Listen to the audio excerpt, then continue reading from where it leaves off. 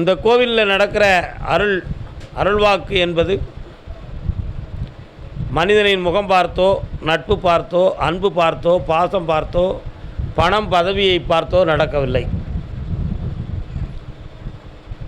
யாரை அழைக்க வேண்டும் என்று சொல்லி, என்ன பிரச்சனையை சொல்லி தீர்க்க வேண்டும் என்று சொல்லி கட்டளையாக அசரீரியாக குரல் கிடைக்கிறதோ அந்த குரலுக்குரியவர்கள் மட்டுமே இங்கு அழைக்கப்படுகிறார்கள். மற்றவர்களெல்லாம் நல்லா இருக்க வேண்டும் என்பதற்காக என் மூலமாக பிரார்த்தனை செய்யப்பட்டு வாழுகிறார்கள். என்னுடைய பிரார்த்தனை உங்களுக்காக என்னால் உண்டு என்பதுதான் இதனுடைய உண்மையான விளக்கம். இந்த அருள்வாக்கு அப்படி என்ற ஒரு சக்தியை எல்லா மனிதனும் பெற முடியாது. அருள்வாக்கு கிடைப்பது எல்லாருக்கும் கிடைச்சிரும். என்னைக்குனாலும் அந்த அருள்வாக்கு சொல்லக்கூடிய சக்தியை எல்லாராலும் பெற முடியாது என்பது ஒரு பெரிய அரிய வாய்ப்பு. அப்படி பெறுவதற்கு அவன் மனிதன் ரொம்ப பாக்கியம் செய்திருக்கணும், ரொம்ப பக்குவம் பட்டிருக்கணும். அந்த பக்குவம் எப்படிப்பட்டது அப்படின்னா, போற்றுவார் போற்றலும் தூற்றுவார் தூற்றலும் போகட்டும் கண்ணனுக்கே என்று கீதையிலே சொன்னதைப் போல நம்மை தூற்றுவார்கள் பலர் இருப்பார், போற்றுவார்கள் பல கோடி இருப்பார். புகழுக்கும் இகழுக்கும் தன் இதயத்தை பறிகொடுக்காமல் இதமான நிலைகளிலே நித்திய நிலையாக இருக்குகின்ற தன்மைதான் குருங்கிற ஒரு ஸ்தானம். அந்த ஸ்தானத்தை காப்பாற்றுகிற பொழுது தான் நமக்கு அந்த ஞான ஒலிகளும் ஞான ஒளிகளும் நமக்கு கிடைக்கும். ஞான ஒலி என்பது அசரீரி, ஞான ஒளி என்பது ஞான திருஷ்டி, ஞான பார்வை. ஒளியில் 3 விதம்: ஆத்ம ஒளி, பிரபஞ்ச ஒளி, நம்முடைய ஞான ஒளி. ஆன்மாவை ஜோதி சுரூபமாக இருக்கிறார்கள் என்று பல விஞ்ஞானிகள் நமக்கு சொல்லுகிறார்கள். அது ஜோதி சுரூபமா அல்லது ஜோதியிலே ஐக்கியமா என்பது ரொம்ப விளக்கத்தக்க ஒரு விஷயம். ஒன்று, ஞான ஒளி என்பது தன்னுடைய ஆத்மசக்தியை மன உணர்வு மெய்யோடு கலந்து பிரகாசமான காட்சிகளாக பார்க்கின்ற ஒரு ஒளி. அதுக்கு பேர் தான் ஞான ஒளி. எல்லா பொருளுக்குமே ஒளி இருக்குது. எல்லா பொருளுக்கும் ஒளி இருக்குன்னு சொன்னால் சராசரி மனிதன் அதை ஏற்க மாட்டான். பக்குவப்பட்டு உணர்ந்தவர் ஏற்றுக்கிடுவாங்க. வாலி கூட ஒரு பாட்டில் எழுதுவார், ஒரு பெண்ணை பார்த்து நிலவை பார்த்தேன், நிலவில் குளிரில்லை, அவள் கண்ணை பார்த்து மலரை பார்த்தேன், மலரில் ஒளி இல்லை அப்படி சொன்னார். அதுக்கு அவர்கிட்ட கேட்டாங்க, மலருக்கு ஏதியா ஒளி? நிலவுக்குத்தான ஒளி, மலருக்கு எப்படி ஒளி? என்னையா கவிஞரே, நீர் சொன்னதெல்லாம் நாங்கள் ஆமாச்சாமி போடணுமா அப்படின்னு ஒருத்தர் கேட்டார். அவர் சொன்னார், மலருக்கு ஒளி இருக்குது இல்லை என்பது எனக்கும் உனக்கும் தெரியுமோ தெரியாதோ, நமக்கு முந்திய ஒரு மகாகவி ஒருவன், மரபு கவிஞன் மகாகவி சுப்பிரமணிய பாரதி, அவர் பாடினார், சோலை மலர் ஒளியோ கண்ணம்மா உன் சுந்தர புன்னகைதான். அவர் சொன்னார், சோலையில் இருக்கக்கூடிய மலரின் ஒளியா உன்னுடைய சுந்தர புன்னகை கண்ணம்மா அப்படின்னு கண்ணம்மா பாட்டில் கேட்டார். அப்போ அவர் எந்த மலருக்கு ஒளி கொடுத்தாரு, ஒளி இருக்குன்னு சொன்னார், நீ யாராவது கேட்டிங்களாப்பா? கேட்கலல்ல. அவர் எழுதுனா ஒத்துக்கிடுவீங்க, நான் எழுதுனா ஒத்துக்கிட மாட்டீங்களா அப்படின்னு அவர் கேட்டார். ஆனால் ஒரு இயற்கை விஞ்ஞானி அருமையாக சொன்னார், ஒளி என்பது எதிரொலிப்பது மட்டுமல்ல, தன்னை வெளிப்படுத்துகிற நிறத்தின் பிரகாசத்தின் தன்மைக்கு பெயர் ஒளி. நல்லா புரிஞ்சுக்கணும். ஒளி என்பது எதிரொலிப்பது, டிப்ளெக்ட் கொடுக்கக்கூடிய எதிரொலிங்கிறது மட்டுமல்ல, எதிரொலிப்பது மட்டுமல்ல, பிரதிபலிப்பது மட்டுமல்ல. கண்ணாடி பிரதிபலிக்கும், பளிங்கு பிரதிபலிக்கும், கல்லில் இருக்கக்கூடிய மினுமினுப்பு பிரதிபலிக்கும், தண்ணி பிரதிபலிக்கும். அது மட்டும் ஒளின்னு நினைக்காத, தன்னுடைய நிறத்தின் தன்மையை வெளிக்காட்டுகின்ற விதத்துக்கு பெயர் ஒளினார். அந்த ஒளி எப்படி? ரோஜா மலரை பார்த்தா அந்த அழகினுடைய நிறத்தில் ஒரு அழகு, அது ஒரு கண்ணுக்கு குளுமை, அது ஒரு ஒளி. அதே வெள்ளை ரோஜாவாக இருந்தால் அது ஒரு ஒளி. அது மாதிரி ஒவ்வொரு பூக்களுக்கும் இருக்கக்கூடிய நிறத்தில் நமக்கு ஏற்படக்கூடிய ஈர்ப்பு தன்மை அதனுடைய நிறத்தின் பிரதிபலிப்பு தான். ஆகையால் ஒரு பொருளின் பிரதிபலிக்கின்ற தன்மையைத்தான் அவர் ஒளி என்று சொன்னார் அப்படின்னு சொன்னார். ஒரே ஒரு விஷயம் என்ன, மனம் மணக்கத்தான் செய்யும், சுவைக்காது. மனம் மணக்கும், ஆனால் சுவைக்கு இனிக்குமா? இனிக்காது. ஆனால் ஒரு இனிப்பு, ஒரு ஸ்வீட் இனிக்கும், ஆனால் மணக்காது. அப்படின்னா ஸ்வீட்டில் ஒரு மனம் இருக்க, ஆனால் மூக்கு சாப்பிடாது, அது வாய் தான் சாப்பிடும். அதே மாதிரி மலர் மணக்கும், ஆனால் வாய் சாப்பிடுமா? எத்தனை பூவை நம்ம சாப்பிட்டோம். கசக்கி தூர இருந்த பூக்கள் வேறு, சாப்பிட்ட பூக்கள் ரோஜா மலரே வா. இந்த மாதிரி ஒவ்வொரு பொருளுக்கும் ஒவ்வொரு ஒளி இருக்கணும். அந்த ஒளி என்பது புற ஒளி. ஞான ஒளி என்பது அக ஒளி. நம்ம உள்ளத்துக்குள்ளேயும் உடலுக்குள்ளேயும் இருக்கின்ற உள் ஒளி. இந்த உள்ளொளியை பற்றி நிறைய அருமையாக பேசலாம். உள்ளொளிக்குள்ளே அக ஒளி இருக்குது. அந்த அக ஒளி என்பது என்ன? கண்ணை மூடுனா, கண்ணை திறந்தால் உலகமெல்லாம் தெரியுது. கண்ணை திறந்து பார்த்தா உலகமெல்லாம் தெரியுது. சிறிய கண்கள் பெரிய மலைகளை கூட பார்க்கு. அகன்று பார்க்க முடியாத அளவில்லா ஆகாயத்தை பார்க்கு. என்ன நிலைத்து பார்க்க முடியாத நிலத்தின் பரப்பளவை பார்க்கு. என்னென்ன இருக்கிறென்று ஆராய்ந்தும் பார்க்கு. ஆழ்கடலையும் பார்க்கு, அகன்ற ஆற்றையும் பார்க்கு, குடைந்த குளத்தையும் பார்க்கு, குளிர்ந்த நீரையும் பார்க்கு, உயர்ந்த நீர் வீழ்ச்சியவும் பார்க்கு. எத்தனையோ விதவிதமான காட்சிகளையெல்லாம் இந்த கண்கள் பார்க்கு. எப்போ? திறந்திருக்கும் போது, கண் திறந்திருக்கும் போது. ஆனால் அருமையாக தூங்குதோம், கண்ணை மூடித்தான் தூங்குதோம். கனவில் தெரிகிறதே, சென்னை தெரியுது, பம்பாய் தெரியுது, பெரிய பெரிய சினிமா தெரியுது, என்னென்னலாமோ தெரியுதே. அதுபுறம் என்னது? கண்ணை திறந்தாத்தானே காட்சி தெரியணும், ஒளி தெரியணும். ஆனால் கண்ணை மூடி இருக்கும் பொழுது இத்தனை காட்சிகள் தெரிந்ததே. அந்த தெரிந்த ஒளிக்கு பெயர் என்ன பேர்னா, அது புற உள் ஒளி, மன உள்வொளின்னு அதை சொல்லணும். அதுக்கு மேலே அப்போ இன்னொரு ஒளி இருக்குங்கிறது தான் அங்கே உள்ள அர்த்தம். மன உள்வொளி, நம்முடைய மனதிலே பதிவாக்கப்பட்டவைகளை நம் மனம் மீண்டும் நினைவூட்டுகிற பொழுது அது பொறிகள் அடங்கி புலக்கண்களுக்குள் தெரிகிறது. இப்போ பொறினா என்னதுன்னா, பொறியியல் துறை கருவிகள் என்பது பொருள். பொறினா கருவி, கண் கருவி, பார்க்கும் தன்மைக்கு புலன் என்பது பொருள். வாய் கருவி, பேசுகிற தன்மைக்கு புலன் என்பது பொருள். காது கருவி, அது செவி, கேட்கிற கருவி, கேட்கின்ற சக்திக்கு புலன் என்பது பொருள். இதுக்கு பேர் கட்புலன்கள். இந்த புலன்களில் பதிவானது புறாமே நம்முடைய மனக்கண் ஒளிக்கு தெரிஞ்சுக்கிட்டு இருக்கும். இது மன ஒளி. ஆனால் இன்னொரு விஷயம் இருக்குது, அதுக்கு உள்ளேயே ஒரு உள்ளொளி இருக்குது.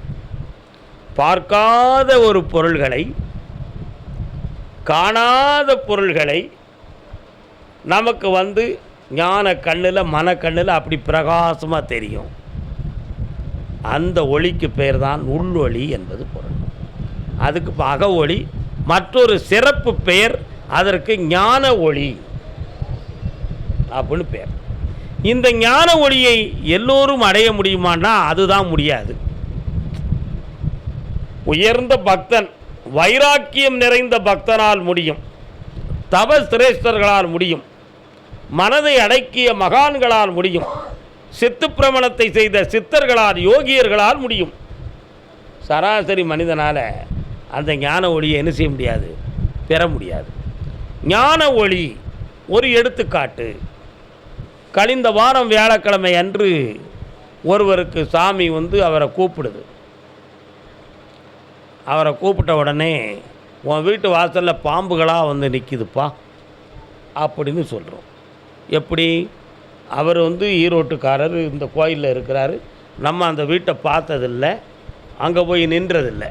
ஆனால் அவர் வந்த உடனே அவர் வீட்டு வாசலை ஞான திருஷ்டியில் பார்த்து அங்கே பாம்பு வருதுங்கிறத சொல்லி, வீட்டுக்குள்ளே நடக்குங்கிறத சொல்லி, அப்படி பார்த்த காட்சிக்கு பெயர்தான் ஞான ஒளி. அவர் சொல்கிறாரு, என் வீட்டை சுற்றி சுற்றி அந்த கரும்பாம்பு வருது, எங்களுக்கு அது ஒரு பிரச்சனையாக இருக்குன்னு சொல்கிறார். அப்போ அந்த வீடை இருந்த இடத்துல இருந்து எங்கோ இருக்கிற வீட்டை இங்கு இருந்து பார்த்து சொல்லுகின்ற திருஷ்டித்தன்மை, பார்வை தன்மை இருந்ததே, அது ஞான பார்வை. அங்கு கிடைத்த பிரகாசத்துக்கு பேர் ஞான ஒளி. அந்த ஒளி உள்ளும் புறமுமாய் இருக்கும். அகத்துள் ஆன்மாவாய், புறத்துள் பிரபஞ்சமாய். அகத்துள்ளே ஆன்மாவாய், புறத்துள்ளே பிரபஞ்சமாய் இருந்து நமக்கு பிரதிபலிப்பதற்கு பெயர் அக ஒளி. இதெல்லாம் போக ஒரு ஒளி இருக்குது. 3 ஒளி சொல்லியிருக்கேன். அது என்ன? பிரபஞ்ச ஒளி. பிரபஞ்ச ஒளி ஒரு இடத்துல ஒரு தீபம், ஒரு சின்ன தீப்பந்தம், கடினமான இருள். இருளில் 2 பேர் நடந்து போகிறான். எங்கே போனால் சரி வரும்? எங்கே போனால் சரி வரும்? தங்குறதுக்கு இடம் எங்கே? உட்கார இடம் எங்கே? இளைப்பாற இடம் எங்கேன்னு கேட்பான். திடீரென்று திரும்பி பார்த்தா எங்கேயோ ஒரு இடத்துல ஒரு ஒளி தெரியும். அந்த ஒளியை நோக்கி அவன் போகிறான். ஆனால் அந்த ஒளி 10 கிலோமீட்டருக்கு அந்த பக்கம் இருந்து தெரியுது. 10 கிலோமீட்டர் நடக்கும்போது இவனுக்கு சூரிய ஒளி வந்துடும், விடிந்து போயிடுவான். ஆனால் இந்த பிரபஞ்ச ஒளியினுடைய தன்மை என்னென்னா, ஒரு திரிய எண்ணெயில் நினச்சி தீபத்தை ஏற்றி குறிப்பிட்ட தூரத்துக்குள்ளே மட்டும் அந்த பிரகாசம் இருக்கும் அப்படிங்கிறது நம்முடைய வெளிக்கண்களால் வெளிக்கருத்தால் தெரிந்து கொண்டது. ஆனால் உண்மை கருத்து என்னன்னு சொன்னால், அந்த இடத்துல ஏற்றின ஒளி அப்படி காற்றிலையும் இந்த பிரபஞ்சத்திலையும் ஊடுருவி அப்படி நிறைய இடங்கள் அந்த ஒளி பரவுது. இப்படி கோடிக்கணக்கான ஜோதிகள், கோடிக்கணக்கான நெருப்பு சுவாலைகள், கோடிக்கணக்கான பிரதிபலிப்புகள், இவை அனைத்துமே இந்த உலகத்தில் ஊடுருவி ஒரு பிரகாச நிலையை பெற்று இருக்கிறது. அந்த ஒளிக்கு பெயர் தான் பிரபஞ்ச ஒளி. அது ஆங்கிலத்தில் காஸ்மிக் ஆஃப் ரேஸ், காஸ்மிக் ஒளின்னு சொல்லுவாங்க. இந்த காஸ்மிக் ஒளியை பற்றி பேசுகின்ற பொழுது பிராண சிகிச்சை படித்தவர்கள் அதை ரேக்கின்னு சொல்லுவோம்.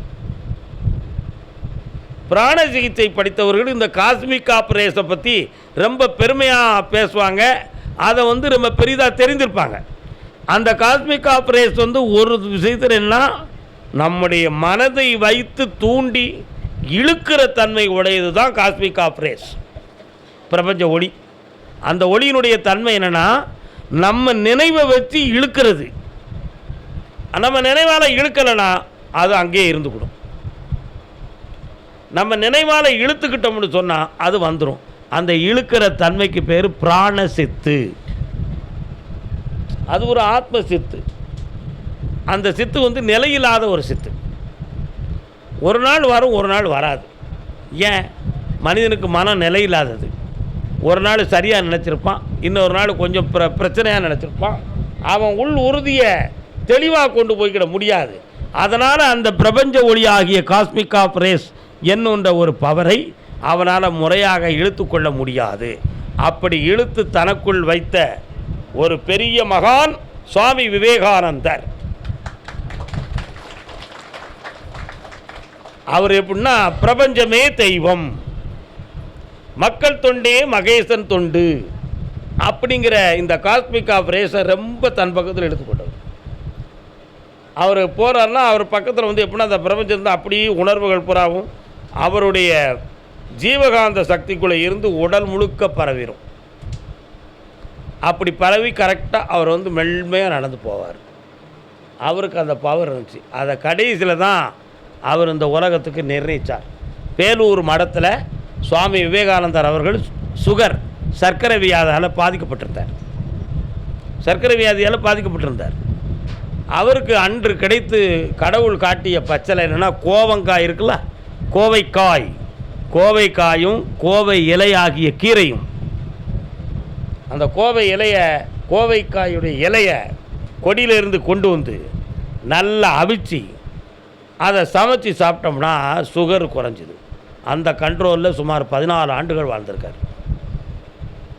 கோவைக்கீரையும் கோவைக்காயமும் பயன்படுத்தி அப்படி இருந்து எல்லாருக்கும் ஒவ்வொரு தொண்டுகளாக செய்து அவரை சில சராசரி மனிதர்கள் கொஞ்சம் ஆன்மீகத்தை விட்டு சுவாமி விவேகானந்தர் அவர்கள் ப்ராக்டிக்கலான லைனுக்குள்ளே வந்துட்டாருன்னு சொல்லி சிலர் சொன்னாங்க. அப்படி சொல்லதுக்கு என்ன காரணம் அப்படின்னு சொன்னால், அவர் மிஷினரிஸ் சம்பந்தமான தொழில்களை பற்றியெல்லாம் மக்களுக்கு உருவாக்கணும், அவங்கள நல்லா கொண்டு போகணும், இந்த மக்களுக்கு தொழிலை காட்டணும், சோம்பேறியாக இருந்துடக்கூடாது அப்படிங்கிறதுக்காக மிஷினரிஸ் சம்மந்தமான விஷயங்களெல்லாம் அவருடைய கடைசி காலங்களில் மக்களுக்கு அறிவித்தார். அப்படி அறிவித்ததுனால சில பேர் என்ன, ஒரு ஆன்மீகத்தை விட்டுட்டு இப்படி ப்ராக்டிக்கலாக வந்துட்டார் அப்படி எல்லாரும் சொன்னாங்க. ஆனால் சுவாமி அதுக்கு ஒரு பதில் அருமையாக சொன்னார். அப்பா, நம்ம பெற்ற ஆன்மீகத்தையும் இந்த ஆத்ம ஞானத்தையும் எல்லாருக்கும் கிடைக்கக்கூடிய பாக்கியம் இருக்காது. அவங்க பல்வேறு முயற்சி செய்து தன்னுடைய குடும்ப வாழ்க்கையெல்லாம் விட்டுட்டு துறவியாக போனால் தான் கிடைக்குங்கிற ஒரு மாயையில் அவங்கெல்லாம் மயங்கிட்டாங்க. ஆனால் அதற்கு இடையில் இவங்களை வாழ வைக்கணுமே, அதுக்கு என்ன வழி? அதுக்கு தான் இந்த ப்ராக்டிக்கலான வழிகளெல்லாம் நான் சொன்னேன். அதெல்லாம் இந்த மக்களுக்கு ஒரு தொண்டு, இதுவும் இறை தொண்டு தான், இதை நீங்கள் தவறாக கருதாதீர்கள் சொன்னார். அப்படி சொல்லி வந்த சுவாமி விவேகானந்தர் அவர்கள் தன்னுடைய பிரபஞ்ச ஒளியை தன்னுடைய ஆத்ம ஒளியிலே சேர்த்து, ஒருத்தருக்கு ஒரு நிலைக்கு அவனுடைய மனது சரியில்லை என்றால் அப்படியே உட்கார்ந்து தன்னுடைய ஆத்ம சக்தியை எழுப்பி அவர் பெற்ற அந்த காஸ்மிக் ஆஃப் ரேசமும் கலந்து அவனுடைய உடம்புக்குள்ளே போய் தொடுவார். அப்படி தொட்ட சில மணி நேரத்தில் அவனுடைய மனசும் மாறிடும், அவன் மன அலைகளும் மாறிடும், அவன் மன கஷ்டமும் தீர்ந்துடும். இந்த சேவையை விவேகானந்தர் அவர்கள் தன்னுடைய சிஷ்யர்களுக்கு, தன்னுடைய பக்தர்களுக்கு இதை செய்தார். இந்த விஷயம் அவரை வாழ்க்கையில் ஒரு பெரிய உயர்வை நமக்கு கொடுத்தது. இந்த காஸ்மிக் ஆப்ரேஷனை ஆத்மசக்தி உடையவனாலையும் செய்ய முடியும், மனப்பக்குவம் உடையவனால் அந்த அந்த ஒளியை இழுக்க தெரிந்தவனாலும் செய்ய முடியும். ஆனால் என்கிட்ட சிலர் வந்தாங்க, நான் என்னையும் பார்க்க வந்துன்னு சொன்னாங்க, நான் காஸ்மிக் ரேஸ், அந்த காஸ்மிக் ஆப்ரேஷனை நான் பலமுறை பயன்படுத்தினேன் ஐயா, இப்போ எனக்கு என்னுடைய கபாலத்தில் என்னுடைய சகசிரார்த்த அந்த ரேஸ் இறங்க மாட்டுக்கு, அதை எங்களுக்கு நீங்கள் இறக்கி தர முடியுமா அப்படின்னு என்ன கேட்டாங்க. தர முடியுமான்னு கேட்டாங்க. முடியும், எனக்கு உத்தரவு கிடைத்தால் உங்களுக்கு நான் செய்கிறேன் அப்படின்னு சொன்னேன். அதனால் அந்த காஸ்மிக் ஆப்ரேஷனை சுவாமி விவேகானந்தர் அவர்கள் ஜீவகாந்த சக்தியிலே செலுத்தி பல பேர்களை நல்லாக்கினார், பல பேர்களை வாழ வைத்தார். அப்படிப்பட்ட ஒரு பெரிய ஆத்மீக தொண்டர் சுவாமி விவேகானந்தர் அவர்கள். அவருடைய இறுதி மூச்சில் நமக்கு கிடைத்த வரலாற்று செய்திகள், அவருடைய இறுதி மூச்சில் என்னன்னா, பக்தர்கள் தன்னுடைய நண்பர்கள் சிஷியர்களெல்லாம் கொண்டு வந்து பக்கத்தில் உட்கார வச்சுட்டு, நான் இந்த உலகத்தில் விட்டு செல்வது எது என்றால், என் மக்களுக்கு நான் முழுமையாக சேவை செய்ய வேண்டும் என்று நினைத்திருந்தேன், அவைகளை நான் பூரணமாக்கவில்லை என்ற ஒரு மனக்குறை என் உள்ளத்தில் இருக்கிறது. அந்த குறைகளெல்லாம் தீர வேண்டும். அதற்கு யார் யார் என்னோடு இருப்பவர்கள் செய்வார்களோ அவர்களுக்கு என்னுடைய ஆத்மாவின் ஆசீர்வாதங்கள் உண்டு. ஆனால் அது நிறைவேறவில்லை என்ற வேதனையை இந்த உலகத்தில் நான் விட்டு செல்கிறேன் அப்படின்னாரு. அடுத்து, என்னை பார்த்து மகிழ்ச்சி அடைய வேண்டும், என் ஆசையை பெற வேண்டும், என் வழியில் மக்களுக்கு தொண்டு செய்ய வேண்டும் என்று நினைத்திருந்த எல்லாருக்கும் கண்ணுக்கு தெரியும்படி என் சரீரத்தை விட்டு செல்லக்கூடிய நாள் வந்து விட்டது. என் சரீரத்தை உருவமாக தன் உள்ளத்திலே பூரண ஓவிய பதிவாக எடுத்துக்கொண்டவர்கள் என்னை நினைக்கும் பொழுதும் என்னை பார்க்கும் பொழுதும் இந்த உலகுக்கு சேவை செய்ய வேண்டும் என்ற எண்ண உணர்வுகள் அவர் ஆத்மாவிலே தூண்டப்படும் என்பது உண்மையாகும். ஆகையினால் என் சரீரத்து மூலமாகவும் அவர்களுக்கு நான் செய்கின்ற சேவைக்கு ஒரு ஆத்மசக்தியை நான் அவர்களுக்கு பரிசாக அளிக்கிறேன். ஆகையினால் நான் நிறைவு பெறக்கூடிய நாட்கள் வந்துவிட்டது. என் அன்புக்குரியவர்களே, நீங்கள் எல்லோரும் என் அருகில் இருங்கள்னார். அவருடைய சீடர்களெல்லாம் அருகில் இருங்கன்னார். அப்படியே இருக்கும்பொழுது ஒருத்தர் காலை தொட்டு பார்த்தார். கால் பக்கத்தில் சூடு இல்லாமல் குளுமையாக இருந்தது. அதனால் காலுக்கு மேலே தொட்டார், சூடு இருந்தது. அந்த சூட்டை கொஞ்ச நேரம் கழித்து பார்த்தால் முட்டு வரை குளிர் இருந்துச்சு, முட்டுக்கு மேலே சூடு இருந்துச்சு. இப்படி ஒவ்வொரு பகுதியாக வருகிற பொழுது அந்த உஷ்ணத்தன்மை மெல்ல மெல்ல குறைந்து தன்னுடைய மர்மஸ்தானமாகிய அநாகதத்துக்குள் வரும்போது சொன்னார், நான் உங்களுக்கு சரீரத்தை விட்டு செல்கிறேன் என்று யாரும் என் மீது வருத்தப்பட்டு விடாதீர்கள். என்னை சரீர ரூபத்தோடு என்னை காண முடியாது என்று யாரும் தவித்து விடாதீர்கள். என்னுடைய உணர்வுகளும் என்னுடைய சிந்தனையும் என் செயலாக்கமும் என்னுடைய வாக்குகளும் உங்களுடைய உள்ளத்தில் பிரதிபலிப்பாக இருந்து கொண்டே இருக்கும். ஆனால் என் ஆன்மாவை ஜோதியாக பார்க்கின்ற உங்கள் அனைவருடைய உணர்விலும் நான் பதிவாகி இருப்பேன் அப்படின்னு சொல்லி நெஞ்சு பக்கத்தில் தொட்டாங்க. நெஞ்சு குளுமையாயிடுது.